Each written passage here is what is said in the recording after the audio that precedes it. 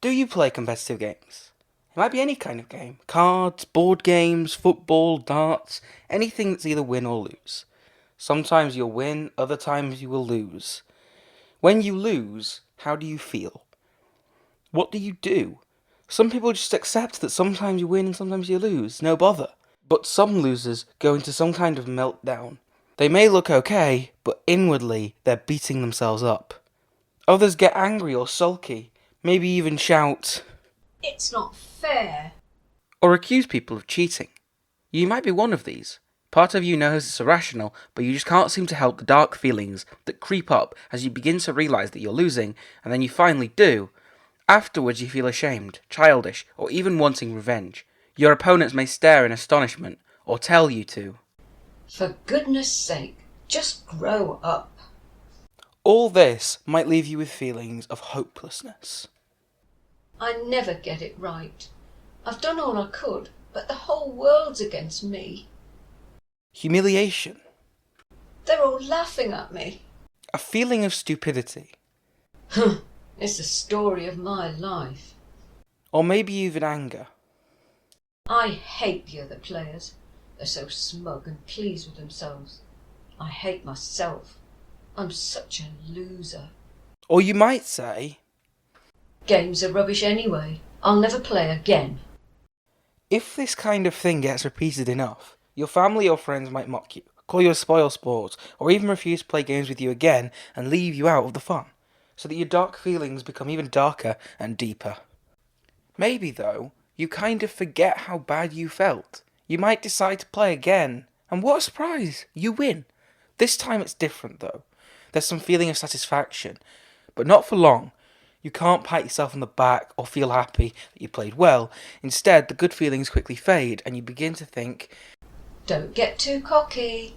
You might have won this time, but it'll never happen again. The only thing that's good is that you haven't lost for once. although we tend to think of games as just a bit of fun and mostly for kids, they're also an important way we learn how to handle things like getting on with others, developing mental skills, handling success and failure, all the things we need to be able to do to become a well-functioning adult. But if this goes wrong for some reason during our development from early childhood and into our teens, it can cause big problems throughout our lives. I'm not saying it's an easy thing to change feelings and behaviour that have been bugging you for a very long time, but if you want to make a start, then a bit of understanding could help. Whenever we get strong, recurring and destructive feelings that are out of proportion to whatever's happening, then you can bet they started back in very early childhood. They become deeply embedded within ourselves at a time when we experience things over and over again and learn how to think and act in all kinds of situations, including winning and losing. So it could be that, as a child, your parents expected you to do super well and be a winner in life. They too may have learned that they had to be winners. So getting things right got lots of praise and kisses, but finding things difficult or getting it wrong was at best ignored and at worst brought disappointment. What parents say and how they look and act is very important. So children watch and learn how to get approval of parents and will recognise signs that they are proud of them and their achievements. This can be so powerful that any failure feels devastating. They begin to fear making mistakes if this brings disapproval, rejection, humiliation, anger, or even punishment, and end up believing they must get things right all the time. Eventually seeing themselves as having to be better than anyone else in anything they do, including fun things like playing games. It could be that older brothers and sisters who are more experienced, even able to cheat, could easily win, and then they teased you, not only for losing but also for being a crybaby when you got upset. Parents sometimes join in with this or just ignore it.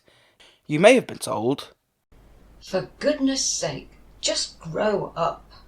maybe there was no one who'd take you on one side, give you a cuddle and remind you of their love and support, who'd let you be upset and try to understand how you were feeling. Someone who'd give you ways you might cope in future, and help you understand that it's possible to play games in a fun way, that it's okay for you to be pleased when you win, but it's certain that sometimes you will lose, and that you might feel sad for a while. Wise parents or carers might have even helped you find one way of winning is to be able to offer congratulations to others when they win, even if it's really difficult to do so. So if a seed was sown deeply within you that carried a message that you should at all costs strive to be better than others, including playing games, and it grew into something like a nasty big weed, your chance of leading a happy, emotionally stable life would have been lost. As any gardener will tell you, it is difficult to deal with some weeds, but they know it's worth the effort if they want lovelier things to grow. Let's look at attitude. Some people grow up to believe they should not just be a good, but the best at any skill or activity they do. How about turning that attitude on its head and instead saying, If a thing's worth doing, it's worth doing well. and change it to, If a thing's worth doing, it's worth doing badly. I can almost hear you saying, What a load of rubbish. Everyone knows you should bust a gut to be the best. but I'm asking you to think about it. If you enjoy whatever it is, playing the piano, having a game of tennis, joining the others for a game of cards, then realistically you're not going to be a concert pianist or win Wimbledon. But you actually love just having a go at it. Then just do it and accept that yes, you'll do your best, but you don't have to be the best in the world. What you will have achieved is the sheer pleasure of doing something you love. Now for some action or dealing with the weed. You've already started the process of changing the way you feel and act by looking at this YouTube video. Maybe now you'd like to try some things out. Finding a role model can be a good idea.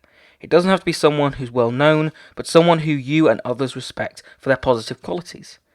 Someone you'd choose if you have to live on a desert island with them. Notice how they deal with the ups and downs of life. Here are some of the qualities they might have. The ability to let go and have fun at the right times without hurting anyone else. Doing work and activities they enjoy and share to the best of their ability without boasting or having false modesty. Supportive of others when they struggle, but able to ask for help for themselves too if it's needed. Generally uncritical of themselves and the people around them, but are able to speak up when they believe something isn't right. Good at problem solving and willing to share these with others. If you can't think of anyone who has enough of these kinds of qualities, try to remember someone from your past who had. Just imagine how they would deal with winning and losing. Even better, if there's someone in your life right now, just watch them for a while. The next time you sense that they're about to lose it, try to imagine them sitting beside you and guiding you through it. You could eventually go at it alone. As you go through, say, a day, try to observe how you feel in various situations. Here's some things to look for. Telling yourself off for not getting something right. You might even say something out loud, such as, "You stupid idiot," if something goes wrong. Notice when you feel inferior to someone else who seems superior in some ways. How do you react or behave? Do you shrink away or try to impress them with a false you? Notice times you feel free and have really good feelings. Something to practice if you haven't felt like this before. Dancing around the room, giggling with a child, meeting someone you like and having a lovely catch-up, or being faced with a bit of a challenge and tackling it without being super self-critical. After a while, you might begin to notice that sometimes you act a bit like a frightened child, or even a critical parent. Think about how you could change this and practice the next time you catch yourself doing it again. There may be times when you acted like neither of those, but you admit you've done a really good job or solved a problem, or given praise and support to someone else who deserved it. Give yourself some brownie points if this happens. We've only had a brief look at the issue here, but there's more help out there if you look for it. One approach that's in line with the ideas I've talked about here is something called transactional analysis. It sounds a bit scientific, but has down-to-earth ideas that can explain behaviour and how we can change destructive ways so we can live a more positive life with others. Here's more help that's out there. Take a look at Wikipedia for general information. Many books are available on transactional analysis too. Some are easier than others, and some will give you not just the theory, but ideas and practical things to do to help you understand yourself and others, and hopefully change life for the better.